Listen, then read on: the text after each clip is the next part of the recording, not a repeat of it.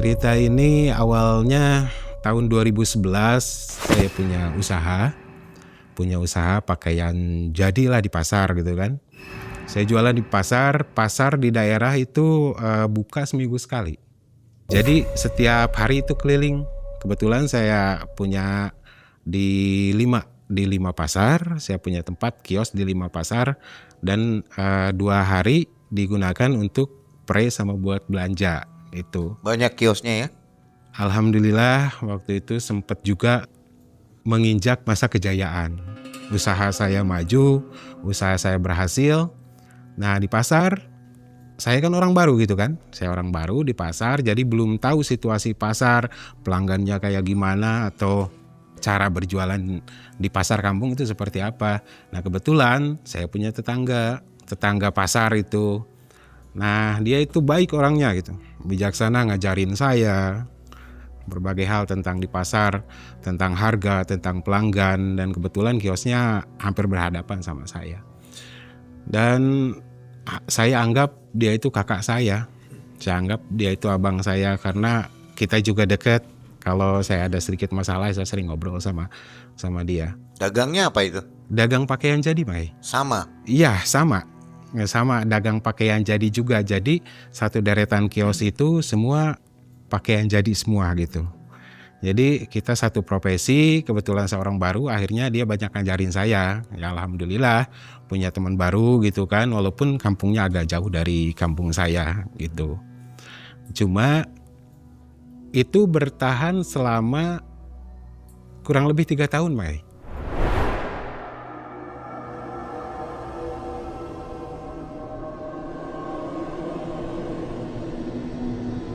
Dari awal 2011 saya memulai usaha setelah saya resign dari pekerjaan saya di Jakarta. 2014 akhir 2014 itu saya mengalami penurunan omset. Penurunan omset ini cukup drastis kalau menurut saya.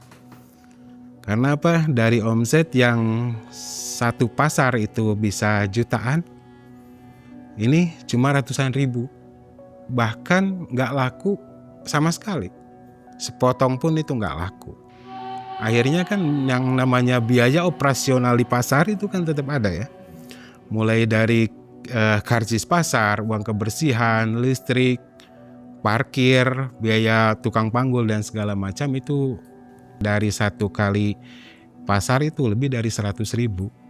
Sementara ini omset semakin lama semakin menurun. Saya pikir ini sampai kapan usaha menurun omset kayak begini tuh. Akhirnya saya berputar otak. Saya ngobrol sama istri saya saat itu. Sekarang mantan istri. Nah ngobrol gimana kalau kita tambah modal. Kita uang tabungan udah habis. Kata mantan istri saya. Gimana kalau kita ngajuin ke bank? Ya kita sepakat ngajuin ke bank. Alhamdulillah prosesnya cuma 1 bulan dapat pinjaman dari bank. Nah itu dipakai suntikan buat nambah modal, juga untuk beli kios di satu pasar lagi. Jadi total ada 6 di 6 pasar. Yang libur itu cuma hari Senin aja yang digunakan untuk buat belanja stok barang. Itu aja.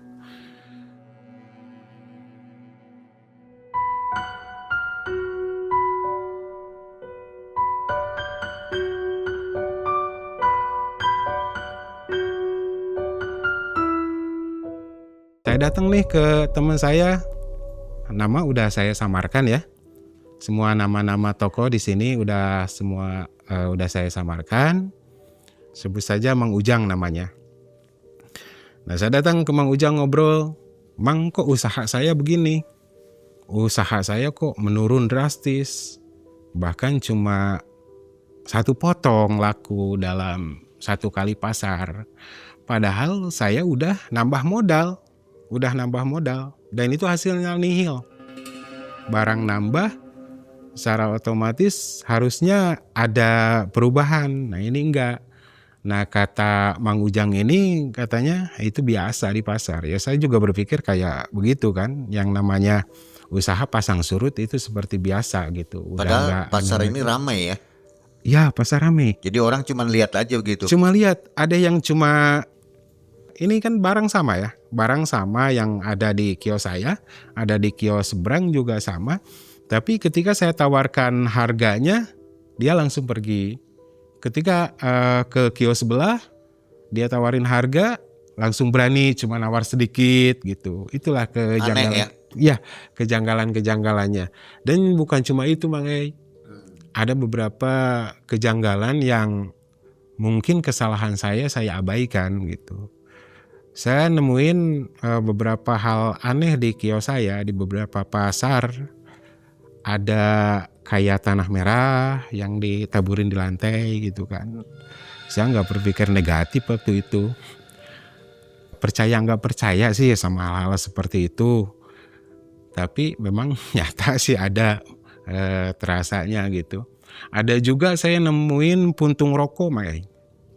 Nemuin puntung rokok. Kalau cuma satu sih mungkin orang nggak sengaja gitu kan naruh di siku-siku di depan bangunan saya. Ini ada 2 di kanan sama di kiri. Dan itu cuma dibakar aja. Cuma dibakar, dia selipin gitu. Dan itu ketemu waktu saya bersih-bersih. Ada juga bungkusan kain putih kayak kafan gitu, kusam. Saya nggak berani buka itu. Saya nggak berani buka, cuma saya bakar aja. Nah dari situ karena udah istilahnya omset semakin menurun, nambah modal juga nggak ngaruh. Akhirnya saya nyerah, Mang Ei. Saya putusin untuk udahlah kita berhenti aja. Karena apa? Kalau saya terus bertahan, jangankan untung, barang yang ada di rumah atau simpanan yang ada di rumah juga habis akhirnya buat biaya operasional pasar. Karena kan pakaian ini kalau tertinggal 1 musim udah lewat. Kalau sekarang udah nggak bakalan laku lagi, susah buat lakunya. Itu kalaupun laku itu harganya jatuh seperti itu. Akhirnya saya mutusin buat berhenti, nah kios saya lelang semua. Saya jual semua. Termasuk barang-barangnya saya jual. Setelah ada pembelinya dan terjual, itu belum cukup buat nutupin hutang, Mang Ei.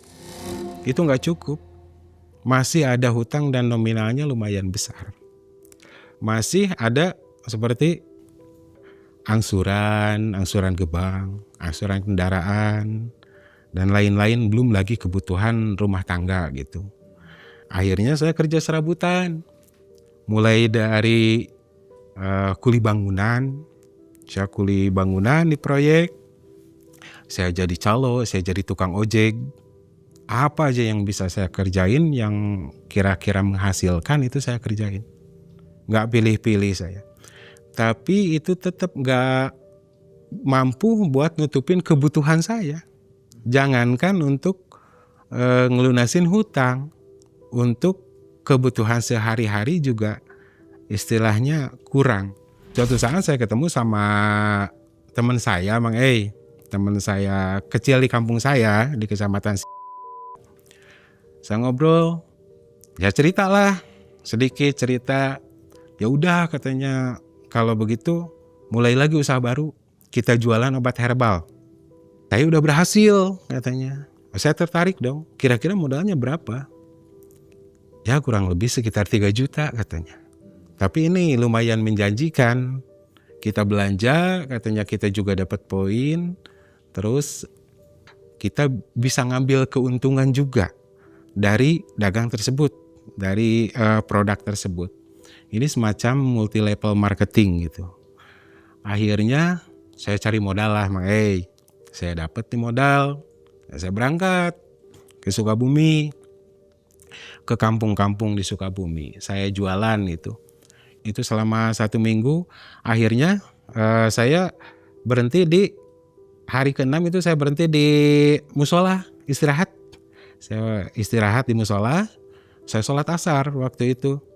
Nah saat saya duduk karena hujan berencana mau pulang, ada bapak-bapak tuh nyamperin ke saya, Mang Ei.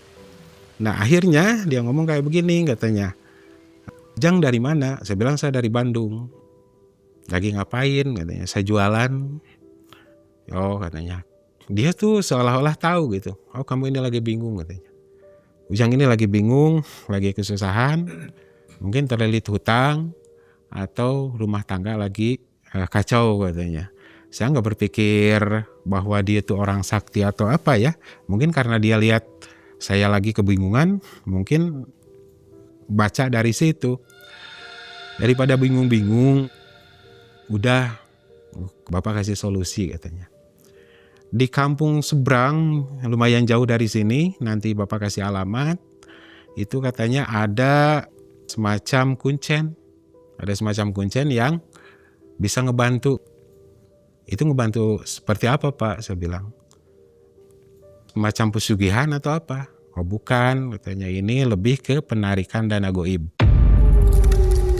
Jadi ngambil hak kita katanya yang turun-temurun dana goib. Saya kan saat itu berpikiran logis ya.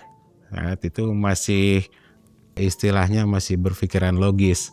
Saya bilang enggak Pak, terima kasih. Istilahnya saya abaikan lah omongan itu Mang Ei. Nah saya lanjut buat pulang. Dalam keadaan hujan, itu jam 5 sore waktu itu. Saya lanjut buat pulang. Saya jalan naik motor gitu kan.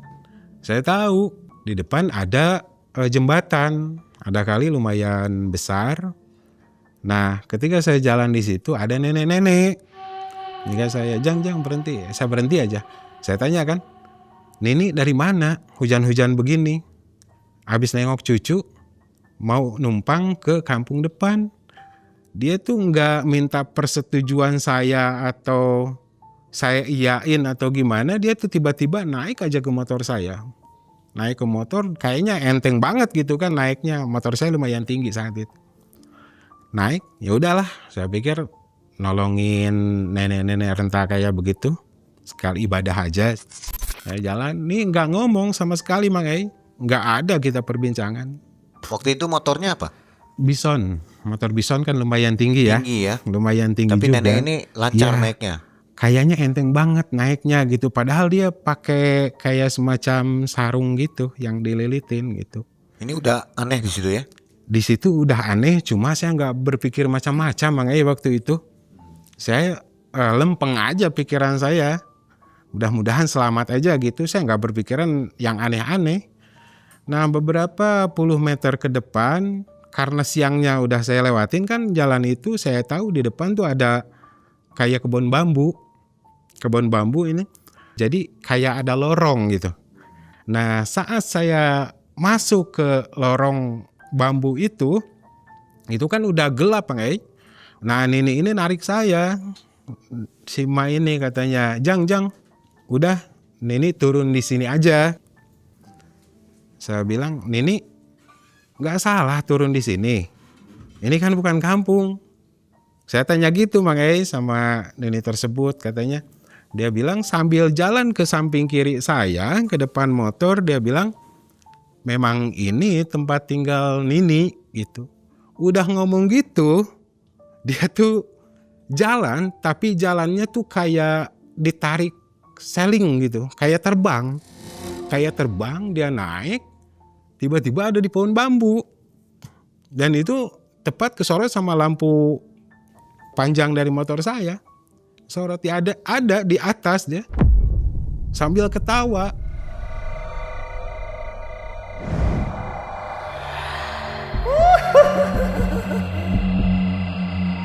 Nah saya di situ nggak bisa gerakin tangan, nari gas tuh nggak bisa. Seolah-olah mata saya tuh dipaksa buat ngelihat kejadian tersebut gitu Mang Ei. Nah di situ saya kan berusaha sadar kan. Saya istighfar, saya baca takbir, saya juga baca ayat kursi walaupun patah-patah dalam kondisi panik seperti itu.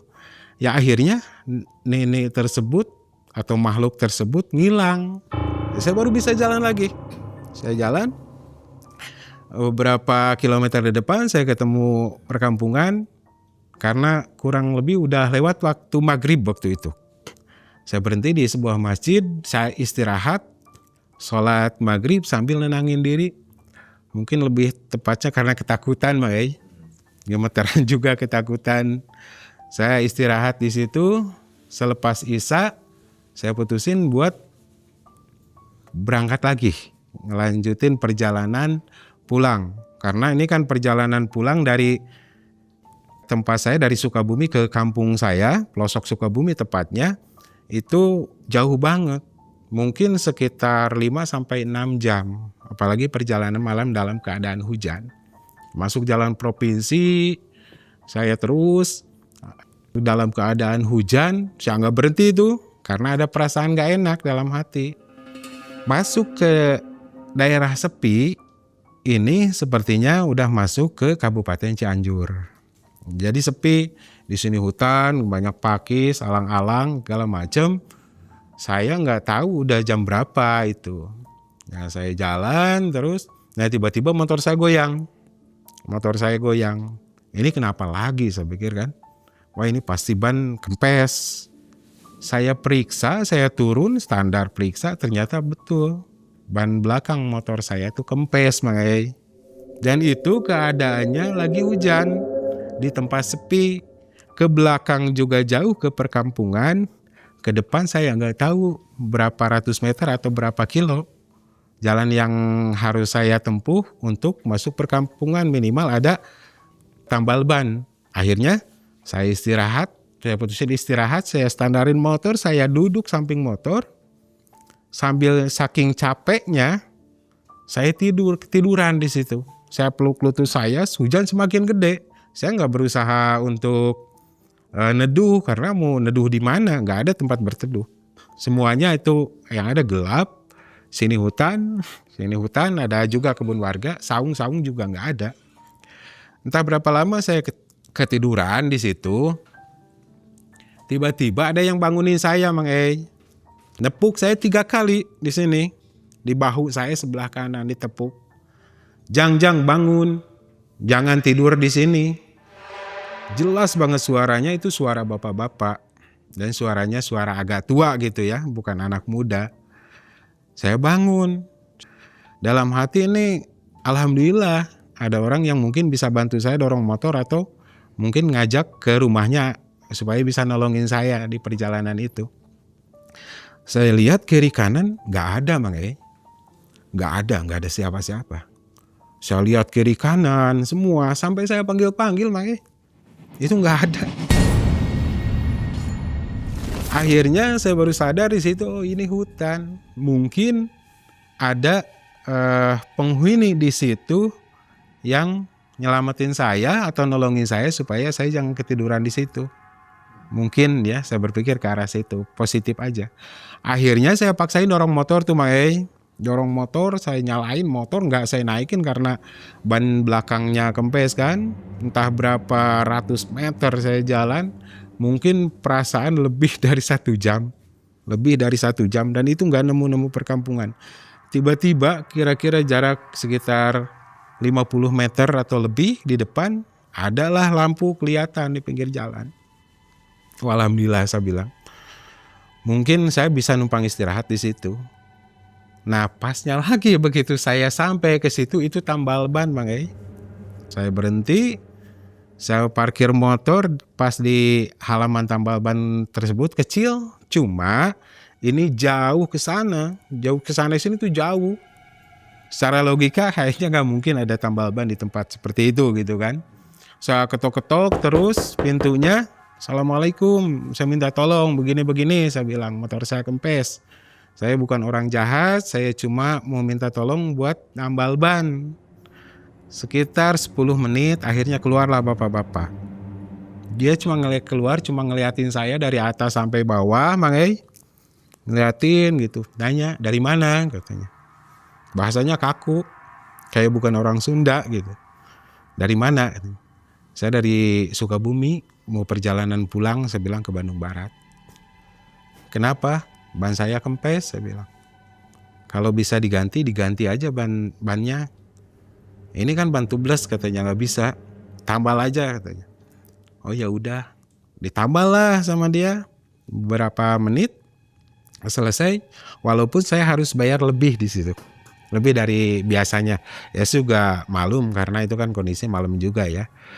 Nah saya pikir kalau perjalanan diterusin ke kampung saya itu kan perjalanan masih jauh Mang Ei. Masih jauh, malam juga. Saya juga udah capek, ya saya ngomong sama bapak tersebut, Pak kalau boleh saya diizinin saya numpang istirahat di sini sampai subuh. Saya udah nggak kuat ini kedinginan, saya bilang. Saya udah capek. Ini bapak yang pemilik tambal ban ini ngomong kayak gini Mang Ei. Nggak ada tempat di sini. Ini cuma tempat buat saya sendiri, katanya. Cari tempat lain aja, yang penting jangan di sini. Dia bilang kayak begitu. Langsung dia tutup pintu. Saya bengong aja. Oh mungkin dia lagi gak nerima orang luar atau karena ketakutan atau karena apa. Ya udah, la haula, bismillah, saya ngelanjutin perjalanan.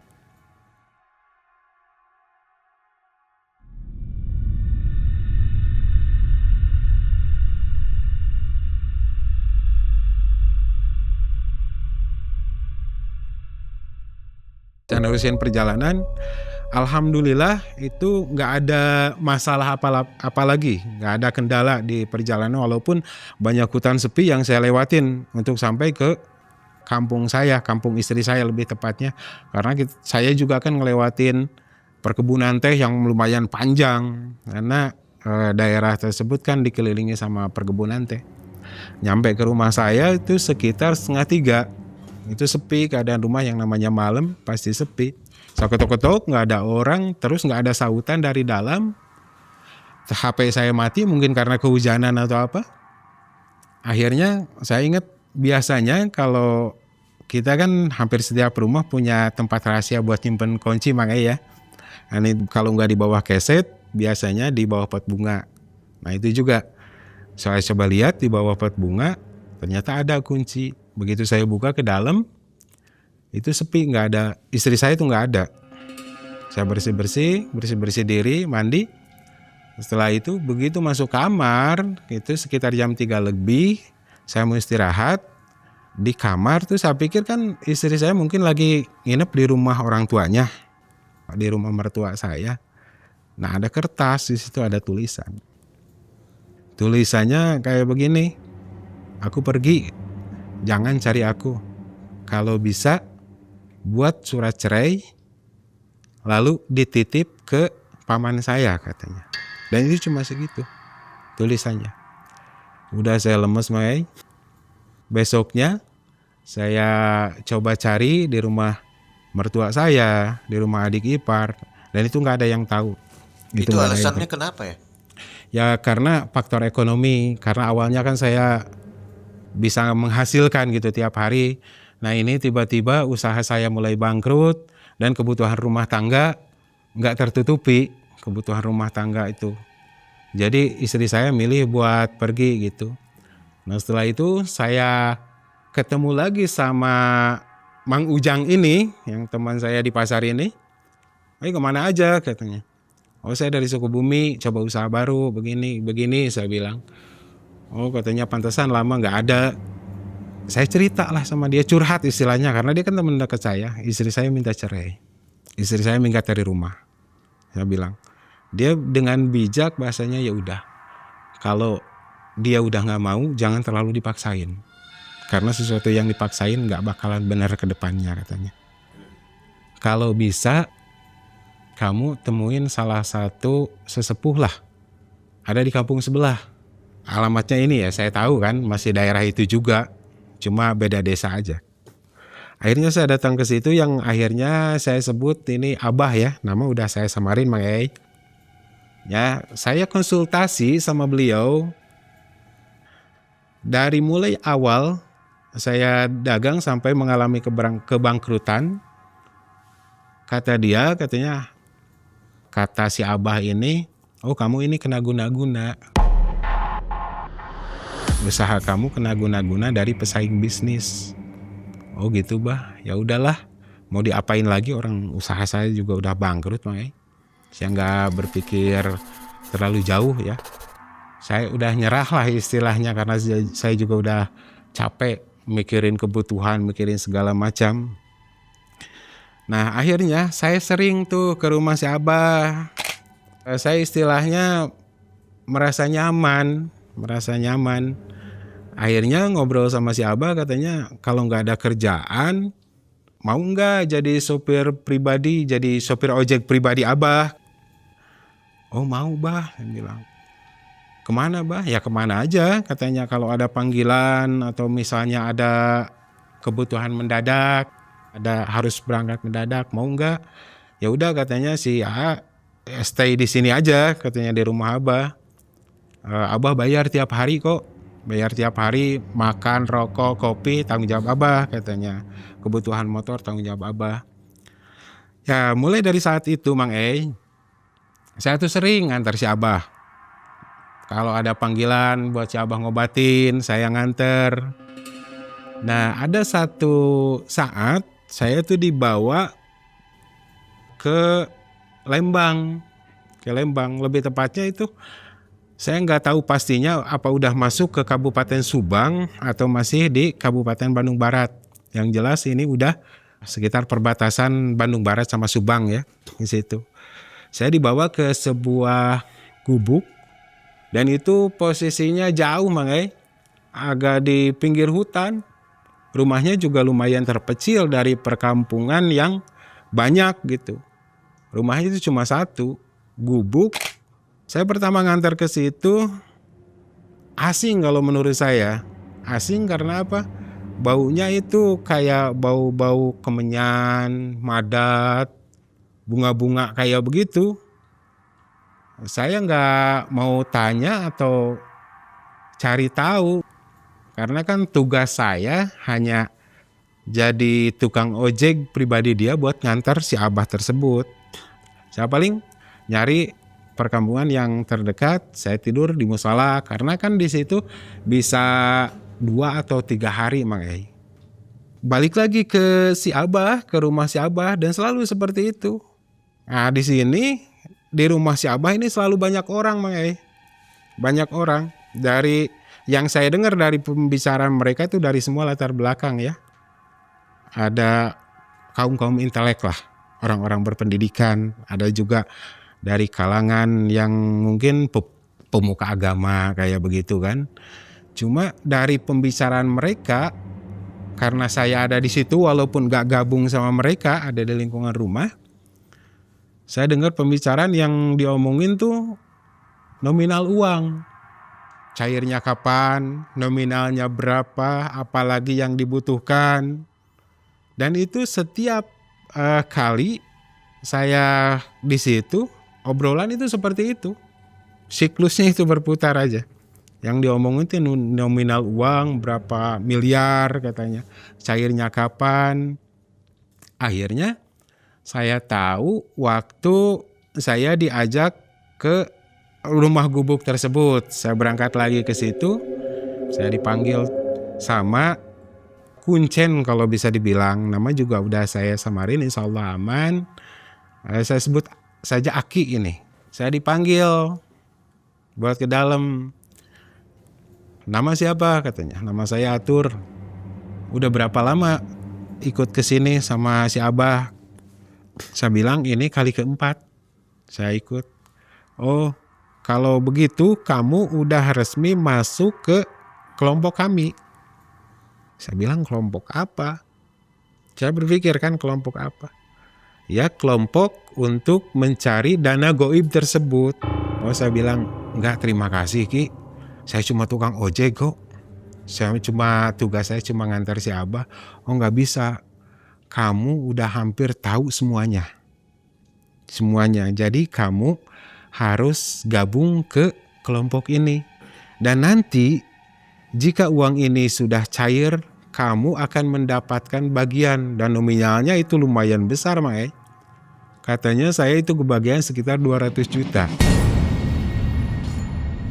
Nominal yang didapat saya nggak tahu berapa.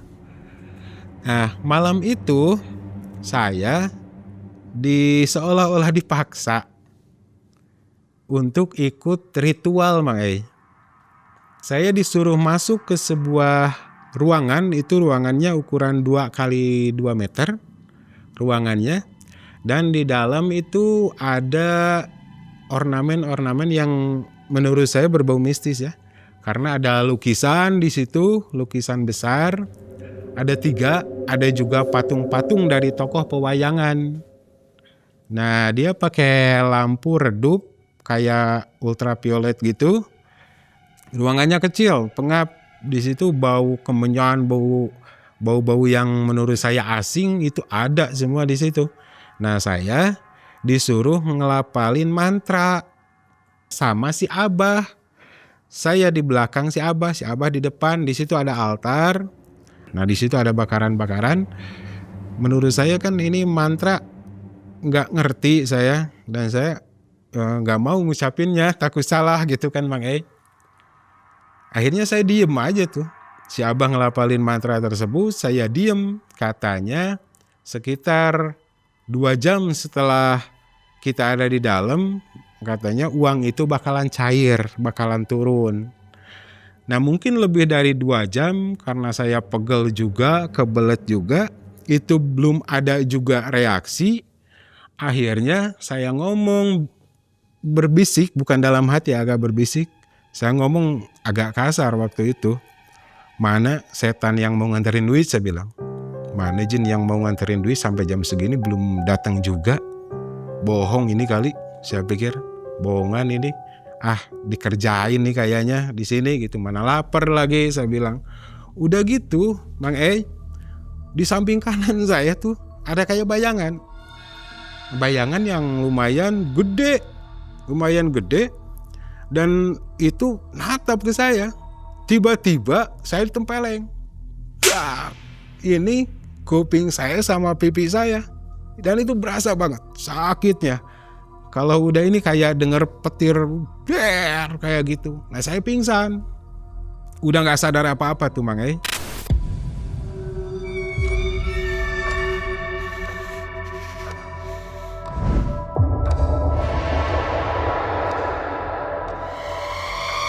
Saya sadar itu sekitar jam 5. Berarti kurang lebih 3 jam saya pingsan. Ini udah basah, udah dijampe-jampe. Udah sadar, saya duduk kan. Ini apa yang terjadi gitu. Saya mikirin kenapa tadi gitu. Kan tadi saya di dalam. Datanglah si Aki ini datang. Katanya, "Kamu ngomong apa di dalam?" "Enggak, saya nggak ngomong apa-apa," saya bilang. "Penghuninya marah. Dan kamu dapat peringatan. Itu peringatan dari si goib yang mau ngasih uang tersebut." Nah, saya juga sempat diomelin sama si Abah. Katanya kalau ngomong tuh jangan asal jeplak, walaupun pelan atau dalam hati, yang namanya makhluk begitu kan tahu. Ya udahlah, saya walaupun sakit dan itu hampir 1 minggu saya sakitnya udah ada orang yang jampe-jampe juga saya, ya alhamdulillah. Seminggu kemudian setelah itu dapat lagi telepon Bang Ei, saya lagi ada di rumah si Abah waktu itu, bahwa 3 hari lagi harus persiapin peralatan buat ritual terakhir, katanya Bang Ei. Ritual ini katanya ritual terakhir untuk pencairan gitu. Nah, si Abah kan sibuk nelpon orang-orang yang memang biasa bergabung, kurang lebih ada 12 orang, termasuk saya jadi 13 orang gitu. Nah, di situ ada yang nyiapin ayam, ada yang nyiapin uangnya dan macam-macam gitu ya, peralatan buat ritual. Ya, saya berangkat lah karena udah persiapan udah mateng gitu kan, bawa uang juga sama si Abah. Saya berangkat lah ke rumah si Aki tersebut. Saya disuruh lagi ritual, saya diajak lagi ritual. Walaupun kemarin ada kejadian seperti itu, tapi sepertinya mereka tuh nggak ini, jadi tetap saya harus ikut ke situ. Nah, kebetulan karena ini pencairan terakhir, jadi saya nggak bawa motor Bang Ei. Saya nggak bawa motor, saya dikasih pinjam mobil. Yang berangkat tuh cuma berdua, saya sama si Abah.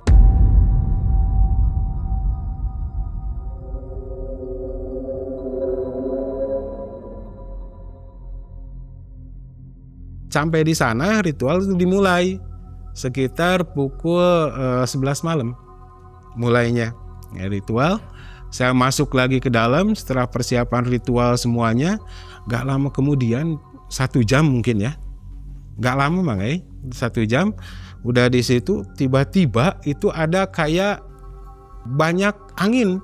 Ruangan itu kan tertutup, tapi ada angin di situ. Ketika saya duduk baru sadar ternyata itu yang duduk saya sila di situ banyak uang. Saya bersila, ini uang nutupin saya duduk tempat duduk saya. Sampai ada di lutut saya, selutut saya dalam kondisi saya duduk bersila. Berantakan. Itu. Semua uang berantakan, nggak ada gepokan. Jadi uang itu kayak berserakan seperti itu. Dan itu uang banyak. Ada di lutut saya. Saya pegang, saya rauk-rauk, saya kesek-kesek juga. Malahan yang satu sempat saya sobek. Paling nggak ada gambaran uang palsu atau uang aslinya. Kalau menurut saya ini uang asli gitu, karena dari kualitas kertasnya kan bisa dibedain lah. Saya juga ada pengalaman sedikit tentang uang. Saya nggak pernah bisa ketipu sama uang palsu, alhamdulillah. Nah itu uang saat saya mau dimasukin itu entah dari mana datangnya, entah muncul dari bawah keramik, karena kita kan duduk bersila nggak pakai alas, Mang. Kalau turun dari atas uang tersebut mungkin akan berasa, Mang, kayak hujan gitu. Ini mungkin sekedip mata itu uang tiba-tiba muncul, tiba-tiba banyak.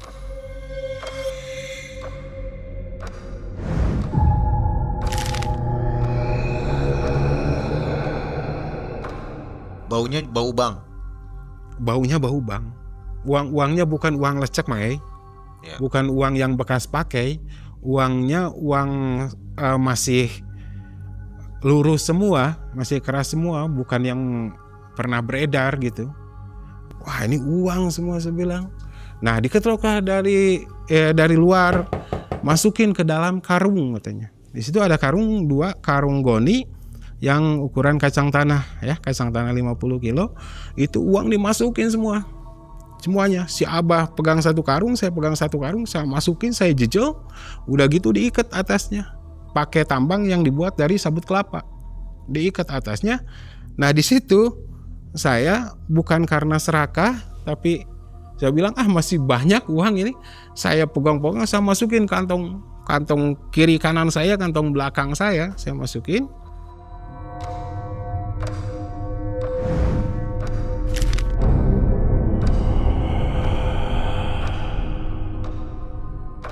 Udah gitu saya tarik keluar, saya bawa keluar. Di luar kayak begini katanya, alhamdulillah semua udah berhasil.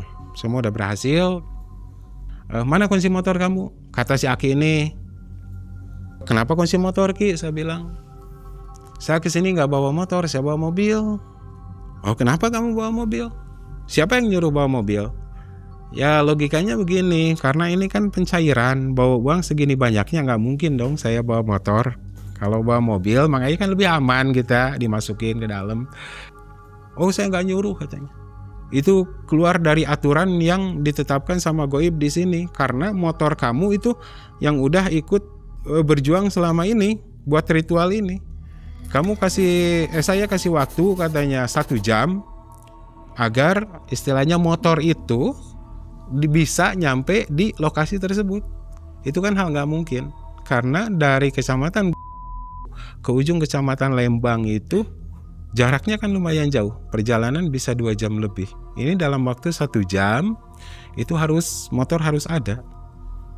Bisa nggak sanggup.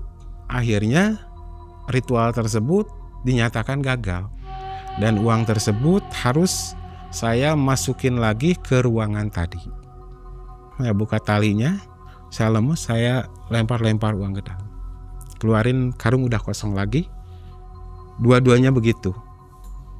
Kami pulang dengan tangan kosong. Di perjalanan bensin juga udah mepet, lapar juga, udah malam.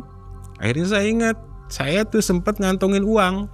Nominalnya lumayan, kalau menurut perhitungan mungkin lebih dari 5 juta ya. Karena kan uang ratusan ribu, saya masukin kantong kiri kanan belakang. Masuk pom bensin, saya parkir di pom bensin, masuk toilet, saya cek uang. Oh, di sini nggak ada, Mai. Uang tuh nggak ada. Di kanan kiri saya nggak ada. Di samping belakang ada. uang masih ada. Saya keluarin tuh uangnya, saya hitung 900.000 uangnya, uang ratusan ribu semua. Saya bilang kan tadi saya ngantongin banyak di depan sini, kiri kanan, di belakang juga ada, tapi ini juga cuma segini. Ya udahlah, alhamdulillah, buat beli bensin juga buat makan, ya bilang. Saya ngisi bensin, kata si abah itu punya uang, alhamdulillah, saya bilang simpenan. Saya pulang lagi ke rumah si abah itu dalam keadaan tangan kosong, hampa gitu kan. Saya pulang ke rumah orang tua saya di kecamatan.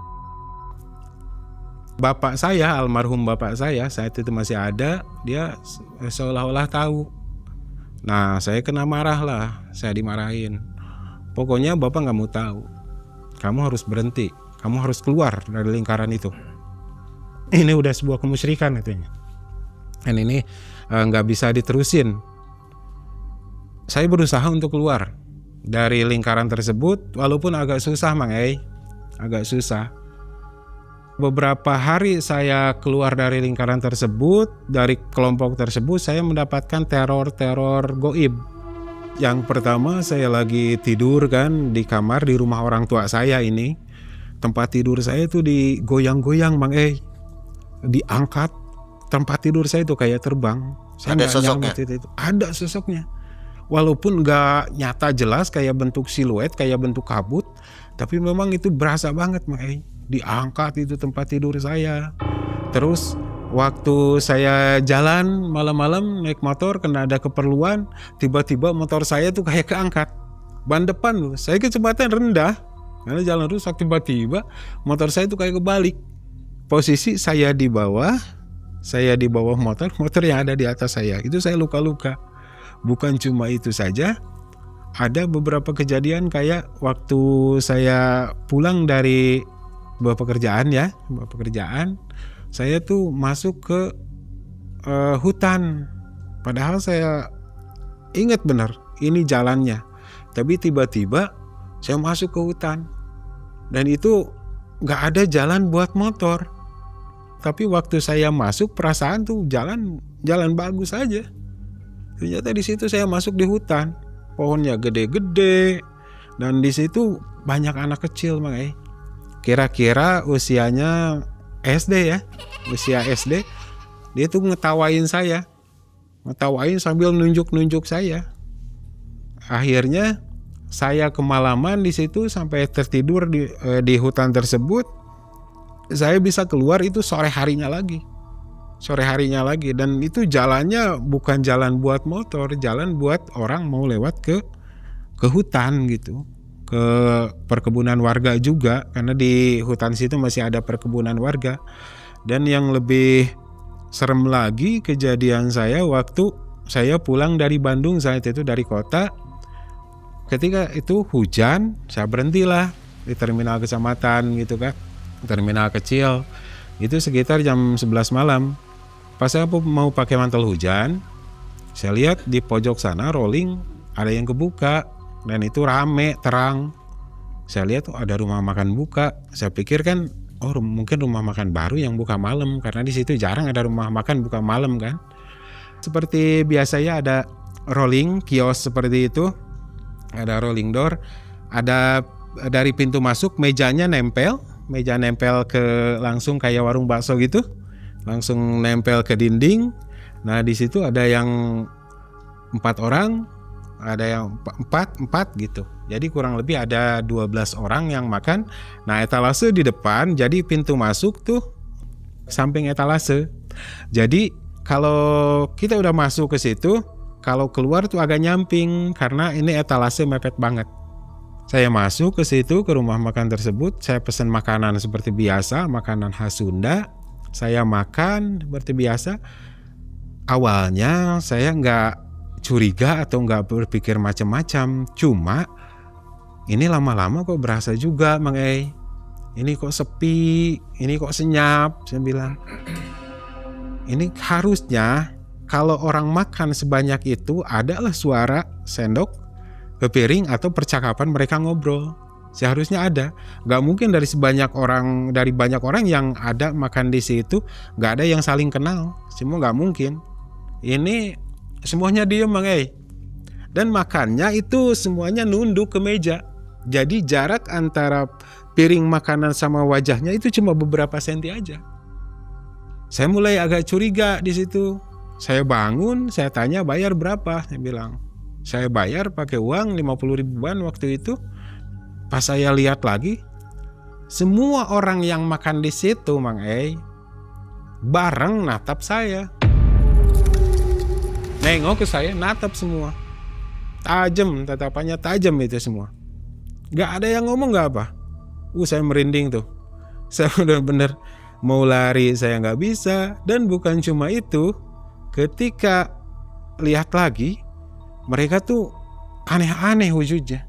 Ada yang makannya pakai lidah. Pakai lidah makannya, dijilat-jilat gitu. Ada yang langsung, jadi makannya kayak cara makan binatang, bukan manusia. Makanya ada yang langsung begitu gitu. Makanya udah gitu mereka nengok lagi ke saya dengan wajah yang Masya Allah super serem, yang lidahnya panjang, yang wajahnya cuma separuh, yang matanya keluar, dan masih banyak lagi karena saya nggak perhatiin satu-satu.